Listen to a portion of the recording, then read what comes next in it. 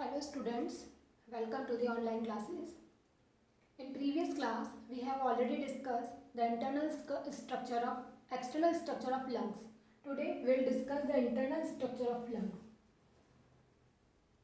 Each primary bronchus enters in the lungs through hilus and forms bronchial intercom. ये जो trachea थी two parts में divide हो गई and form primary bronchi. Each primary bronchi enter into the lung के अंदर जाती है. तो ये जिस जगह से जाती है वो होता है हाइलस. हाइलस के थ्रू ये जो ब्रोंकाई होती है, ब्रोंकस होती है, ये लंग के अंदर एंटर करती है और एक पूरा नेटवर्क बनाती है, पूरा एक डिवाइड हो के. तो network form by the division and redivision of primary bronchus. ये जो प्राइमरी ब्रोंकस है इसके डिवीजन और रीडिवीजन से पूरा एक नेटवर्क बनता है लंग्स के अंदर. तो first of all primary bronchus divided into secondary bronchi. ये जो प्राइमरी ब्रोंकस है लाइक दिस, ये टू पार्ट्स में अंदर जाके डिवाइड हो रही है, इधर और इधर. This is called secondary. ये सेकेंडरी ब्रोंकस बनाती है. This is called secondary bronchi. Now secondary bronchi further divided. ये जो सेकेंडरी ब्रोंकाई बना ये फर्दर टू पार्ट्स में डिवाइड हो गया. तो अब जो टू पार्ट्स में डिवाइड हुआ है इसने बनाया टर्शियरी ब्रोंकाई. टर्शियरी ब्रोंकाई और ये जो सारी चीजें हैं ये टर्शियरी ब्रोंकाई तक ये सब कार्टिलेजिनस रिंग से कवर्ड होती है. जैसे सी शेप की जो कार्टिलेजिनस रिंग यहाँ पर प्रेजेंट थी वैसे ही इनके ऊपर भी प्रेजेंट होती है. टर्शियरी ब्रोंकाई फर्दर डिवाइड होती है और छोटे पार्ट्स में, इसके बाद और डिवाइड हो गई. These are called bronchioles. इन्हें आप कहते हैं bronchioles. Now bronchioles, terminal bronchioles and respiratory bronchiole and finally जो लास्ट हमें सैक लाइक स्ट्रक्चर दिखाई देता है इट इज कॉल्ड एल्वेलाई. तो ये एट लास्ट एल्वेलाई में कन्वर्ट हो जाती है. लास्ट जो पार्ट है इसका वो होता है एल्वेलाई. सो कहाँ से स्टार्ट हुआ? हमारे पास सबसे पहले ट्रेकिया था. ट्रेकिया टू पार्ट्स में डिवाइड हुआ, ब्रोंकाई बनाई. Primary bronchi enter into lung and divided into further divided redivided into many parts and form intercom. तो जब ये टू पार्ट्स में डिवाइड हुई that is called secondary bronchi. Now tertiary से bronchioles से terminal bronchi and respiratory bronchi and finally alveoli form करती है.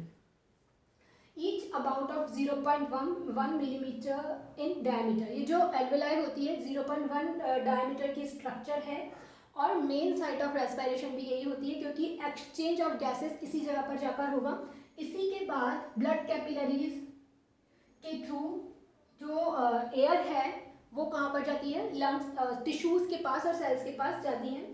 750 millions of alveoli in both lungs. दोनों लंग्स में 750 मिलियंस ऑफ एल्वेलाई प्रेजेंट होती हैं जो कि इस लंग को पूरा स्पॉन्जी फॉर्म देती है. Next, nostril to terminal bronchioles. Nostril से लेकर इन टर्मिनल ब्रोंकियोल तक की जो स्ट्रक्चर है conducting part, this part is called conducting part. Nostril से लेकर और ये जो टर्मिनल ब्रोंकियोल थी यहाँ तक का जो पार्ट होता है इसको कहते हैं हम कंडक्टिंग पार्ट. इसका मेन फंक्शन होता है ट्रांसपोर्ट एयर, बाहर से एयर को लेकर आना और एल्वेलाई तक छोड़ना, एयर को क्लीन करना. अगर यहाँ से लेकर यहाँ तक में कोई भी बैक्टीरिया, डस्ट पार्टिकल्स कुछ भी है तो उसको ये क्लीन करने का काम भी करता है. ह्यूमिडिफाई यानी इसको बॉडी टेम्परेचर के अकॉर्डिंग यानी उसमें मॉइस्चर प्रोवाइड करवाता है. एयर कंडीशनिंग, बॉडी टेम्परेचर के अकॉर्डिंग जो एयर है उसको हीट प्रोवाइड करवाना या उसको कूल करना, ये सब काम भी इसी वाले पोर्शन में होते हैं. Now respiratory bronchioles to alveoli. Respiratory bronchioles to alveoli का जितना भी पार्ट है लास्ट वाला part it is called respiratory और एक्सचेंज पार्ट क्योंकि मेन जो एक्सचेंज ऑफ गैसेस है वो इसी पार्ट में होता है. किसका? O2 एंड CO2 का एक्सचेंज इसी पार्ट में होता है. तो एट लास्ट ये जो सेकेंडरी और ये टर्शियरी ये जो थी ये लास्ट में जाकर एल्वेलाई में कन्वर्ट होती है और ये जो एल्वेलाई वाला पार्ट है यहीं पर गैसेस एक्सचेंज प्रेजेंट होता है. मीन्स इसमें O2 जाएगी और जो इसके अंदर भरी हुई CO2 है फाउल एयर वो बॉडी से बाहर निकाली जाती है. तो इस तरीके से पूरा इंटरनली लंग्स की स्ट्रक्चर ये है. इसमें मेन स्ट्रक्चर हो गई ब्रोंकाई जो कि बहुत डिवाइड एंड रीडिवाइड होकर एक इंटरकॉम बनाता है और एक्सचेंज ऑफ गैसेस में हेल्प करता है।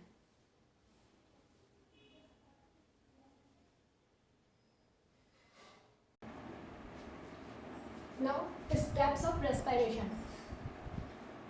Pulmonary respiration, by which atmospheric air inhaled and alveoli air exhaled.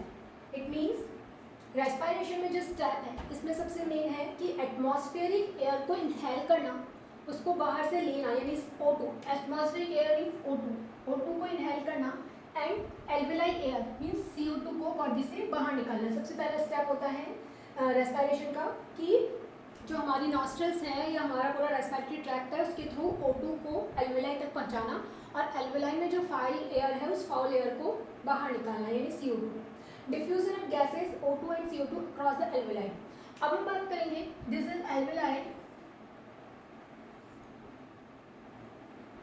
और जो इसकी एल्वेलाई की लेयर है उस लेयर से, और ये नीचे की तरफ ब्लड कैपिलरीज प्रेजेंट होती हैं, तो उस लेयर्स के बीच में diffusion of gases across the alveoli, alveoli को क्रॉस करके गैसेस का diffusion, that is second step. And transportation of means यहाँ से जो एयर O2 है इस एल्वेलाई में प्रेजेंट O2 जो बाहर से आई है वो इस ब्लड में जाएगी एंड ब्लड में प्रेजेंट CO2 इस एल्वेलाई में आएगी और बॉडी से रिमूव आउट की जाएगी। तो ये जो है diffusion of gases O2 and CO2 across the alveoli, alveoli की जो वॉल है इसको क्रॉस करके CO2 एंड O2 का diffusion. Next transportation of gases by blood. अब इस ब्लड में गैसेस का ट्रांसपोर्टेशन, O2 का पूरा जो O2 है वो पूरी इस ब्लड के अंदर मूव करेगी, ठीक है, और जो CO2 है वो इस तरीके से बाहर आएगी। Next diffusion of gases between blood and tissue. ये जो ये हमारा हार्ट और हार्ट से ये जो ब्लड कैपिलरीज है ये लास्ट में जाएगी टिश्यू के पास, ये हमारे टिश्यू, तो लास्ट में टिश्यूज पे जाती हैं। तो जो CO2 है वो यहाँ से आकर टिश्यू के पास जाएगी एंड जो टिश्यू में O2 इकट्ठी हुई है वो वापस ब्लड में आएगी। तो diffusion of gases between blood and tissue, blood और टिश्यू के बीच में गैसेस का diffusion. And last use of O2 for catabolic reaction by cells and produce CO2। लास्ट में ये जो O2 यहाँ पर पहुँची है टिश्यूज के पास, सेल्स के पास, यहाँ पर डिफरेंट कैटाबॉलिक रिएक्शन में ये यूज़ होगी।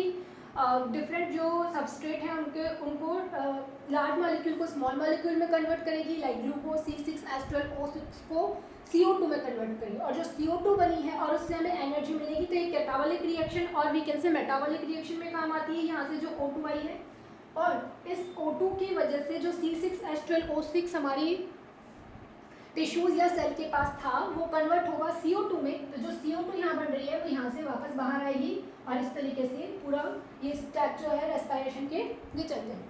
अब नेक्स्ट हम देखते हैं, इसको हम सेलुलर रेस्पिरेशन भी कहते हैं, कैटाबॉलिक रिएक्शन सेल के थ्रू जो यूज़ होता है।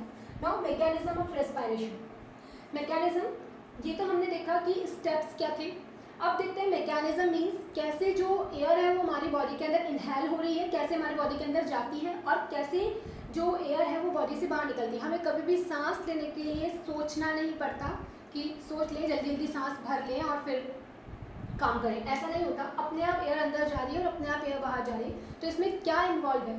Involve the alternate expansion and contraction of chest. इस पूरी जो मैकेनिज्म है इसमें हमारा जो चेस्ट है वो अल्टरनेट, एक बार फूलेगा एक बार कॉन्ट्रैक्ट होगा, देन एक्सपेंशन होता है, देन कॉन्ट्रैक्शन होता है। तो ये अल्टरनेट होते हैं दोनों रिएक्शंस। नाउ रेस्पिरेटरी रेट, अगर हम रेस्पिरेटरी रेट की बात करें तो डिफरेंट ऑर्गेनिज्म में या डिफरेंट टाइम में अलग अलग रेट होती है। जो सबसे आइडल है 13 to 16 टाइम्स पर minute in an adult. Adult जो होते हैं उनमें 13 to 16 टाइम, मतलब एक मिनट के अंदर 13 to 16 टाइम हम सांस अंदर लेते हैं और बाहर निकालते हैं, एयर को इनहेल करते हैं और एक्सहेल करते हैं 13 to 16 टाइम। इन्फेंट्स होते हैं जो बिल्कुल न्यूबॉर्न बेबी हैं वो 40 टाइम्स भी करते हैं, थोड़े 0 to 5 ईयर्स के हैं वो 25 टाइम्स भी करते हैं। तो सब में कोई अगर जो डिजीज़ है तो ये रेट है थोड़ी सी इंक्रीज़ हो जाती है, फीवर वगैरह है तो ये जो रेट है थोड़ी इंक्रीज हो जाती है। तो ये जो आइडियल होती है वो है 13 to 16 टाइम पर minute in an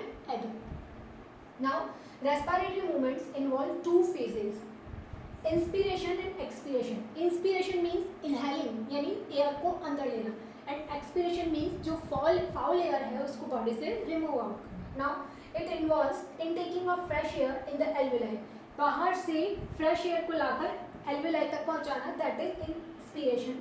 it involves muscles contraction, so is an active process. इसमें जो हमारी बॉडी में मसल्स प्रेजेंट हैं वो कॉन्ट्रैक्ट होती हैं और उनके कॉन्ट्रैक्शन से ये जो एयर है वो बाहर से हमारी बॉडी में एंटर करती है, so it is called active.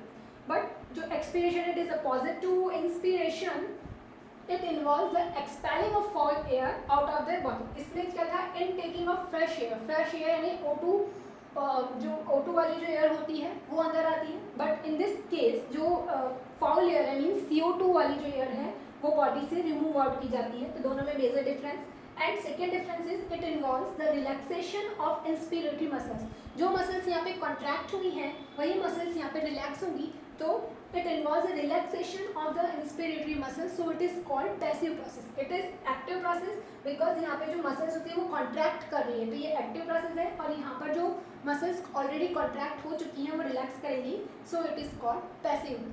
अब हम इनको डिटेल में देखते हैं कि इंस्पिरेशन में मसल्स कौन सी होती हैं और कौन सी मसल्स हैं जो कॉन्ट्रैक्ट कर रही हैं और कौन सी मसल्स हैं यहाँ पे जो रिलैक्स कर रही है और कैसे एयर बाहर से अंदर आती है।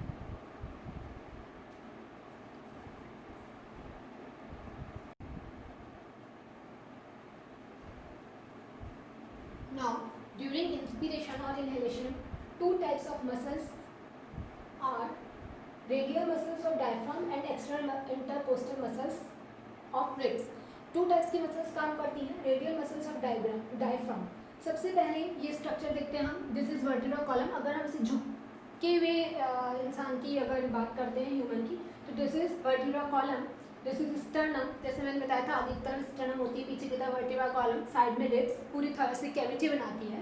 और थोरेसिक कैविटी के वॉल्यूम में अगर कोई भी चेंजेस होता है तो उसका सीधा सीधा इफेक्ट लंग्स के वॉल्यूम पर पड़ता है। तो यहाँ हम थोरेसिक कैविटी की बात कर रहे हैं, दिस इज वर्टिब्रल कॉलम, जिससे साइड में रिब्स लगी हुई हैं और आगे की तरफ स्टर्नम है और नीचे की तरफ डायफ्राम है। तो इसकी ये structure extend diaphragm to ribs and vertebral column. ये जो रेडियल मसल्स होती हैं ये डायफ्राम से लेकर रिब्स और वर्टिब्रल कॉलम तक जुड़ी हुई मसल्स होती हैं। दीज कॉन्ट्रैक्ट, सबसे पहले इस डायफ्राम की जो मसल्स होती हैं ये मसल्स कॉन्ट्रैक्ट करती हैं। इनके कॉन्ट्रैक्शन से डायफ्राम जो होता है फ्लैटेंड हो जाता है। पहले डायफ्राम की स्ट्रक्चर ऐसी है, जैसे ही इसकी मसल कॉन्ट्रैक्ट करेगी सीधा हो गया, फ्लैटेंड हो जाता है इस तरीके से सीधा। पहले ये ऐसे है, डोम शेप है, जैसे ही डोम शेप है ऐसा, जैसे ही इसकी मसल कॉन्ट्रैक्ट करेंगे ये बिल्कुल सीधा हो जाएगा। तो यहाँ पर ये बिल्कुल सीधा हो गया, तो these contract diaphragm is flattened. जैसे ही ये वाली मसल्स कॉन्ट्रैक्ट करती है डायफ्राम की, फ्लैटेंड हो जाता है। Increase thoracic cavity anterior posteriorly, ये क्या करती है, इस ये सीधे होते ही यहाँ पर पहले ये इस तरीके से था, ये स्पेस बढ़ गया, पहले इतना सा स्पेस था, अब इसके सीधा होते ही स्पेस बहुत ज़्यादा बढ़ गया। तो जो थोरेसिक कैविटी है वो क्या होती है, इंक्रीज हो जाती है। तो थोरेसिक कैविटी एंटीरियर पोस्टीरियरली, आगे से पीछे की तरफ, यानी इस तरीके से फैलकर बड़ी हो जाएगी। उसी टाइम पर जो एक्सटर्नल इंटरकोस्टल मसल्स हैं, ये जो रिब्स हैं, 12 पेयर्स रिब्स प्रेजेंट होती हैं। तो 12 पेयर्स रिब्स के बीच बीच में 11 pairs of intercostal muscles present होती हैं। यहाँ पर रिब्स के बीच में 11 pairs of intercostal muscles present होती हैं। ये मसल्स कॉन्ट्रैक्ट करेंगी, तो इनके कॉन्ट्रैक्शन से rib pulled upward and outward, ऊपर की तरफ और बाहर की तरफ उठती हैं। इनके कॉन्ट्रैक्शन से ये मसल्स कॉन्ट्रैक्ट करेंगी तो रिब्स बाहर की तरफ और थोड़ा सा ऊपर की तरफ उठेंगी। तो इनके उठते ही इनसे स्टर्नम जुड़ा हुआ है और ये जो स्टर्नम है ये भी अपनी जगह से थोड़ा सा हट जाएगा। पहले ये यहाँ था, थोड़ा सा आगे पीछे, तो थोरेसिक कैविटी अपने आप इंक्रीज हो जाएगी। अब जो थोरेसिक कैविटी इंक्रीज हो रही है वो ऐसे और ऐसे हो रही है। पहले जो डायफ्राम की वजह से थी वो इस तरीके से इंक्रीज हुई थी, अब की बार ऐसे और ऐसे। तो पूरी तरीके से चारों तरफ से इन दोनों मसल्स की वजह से चारों तरफ से जो थोरेसिक कैविटी है वो इंक्रीज हो चुकी है। और ये मैंने पहले भी बताया है कि थोरेसिक कैविटी के वॉल्यूम में कोई भी फर्क आएगा उसका सीधा सीधा इफेक्ट लंग्स पर पड़ता है, क्योंकि इस थोरेसिक कैविटी के अंदर लंग्स प्रेजेंट होते हैं। तो जैसे ही लंग्स को स्पेस मिलेगा वो भी क्या हो जाएंगे, एक्सपैंड हो जाएंगे। और लंग्स के एक्सपैंड होते ही, सो एक्सपैंड द लंग्स, जैसे ही उसको जगह मिली, पहले बिल्कुल कंजस्टेड था, जैसे ही उसको स्पेस मिला लंग्स फूल गए। तो लंग्स के एक्सपैंड होते ही उसके अंदर एयर प्रेशर अपने आप कम हो जाएगा। So decreases the intra pulmonary pressure -2 to -6 mmHg।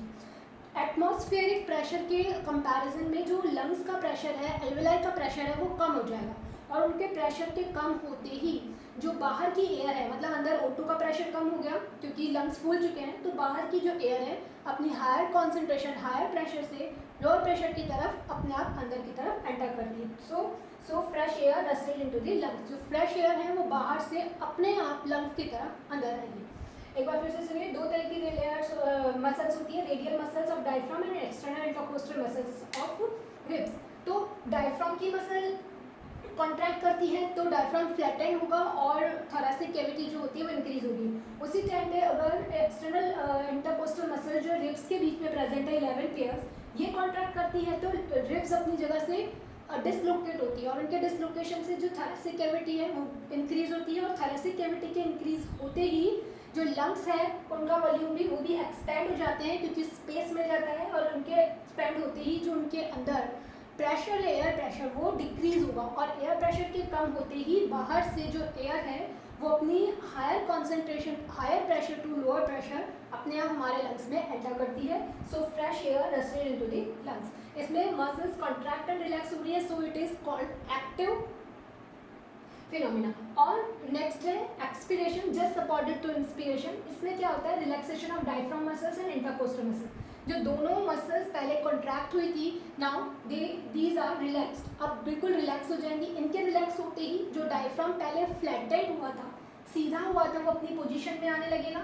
और जो रिब्स पुल हुई थी अपवर्ड एंड वो भी अपनी पोजीशन में आ जाएंगी। तो सबके पोजीशन में आते हैं और इस समय पर बाहर से सारी एयर अंदर आई हुई है तो लंग्स पहले से भरे हुए हैं और फिर हम थोरेसिक कैविटी को और क्या कर रहे हैं, अपनी पहले वाली पोजीशन में, यानी उसका जो वॉल्यूम है वो वॉल्यूम हम डिक्रीज कर रहे हैं।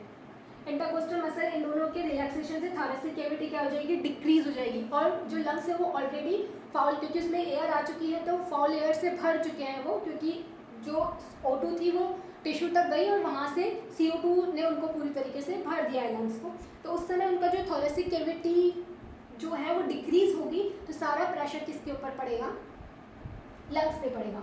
और intrapulmonary alveoli pressure rises by +3 to +4 mmHg।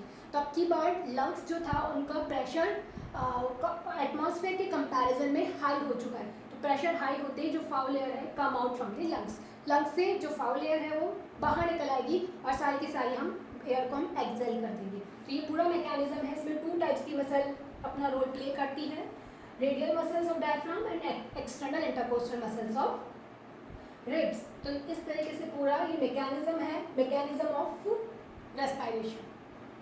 आज के लिए इतना काफ़ी है। Thank you class.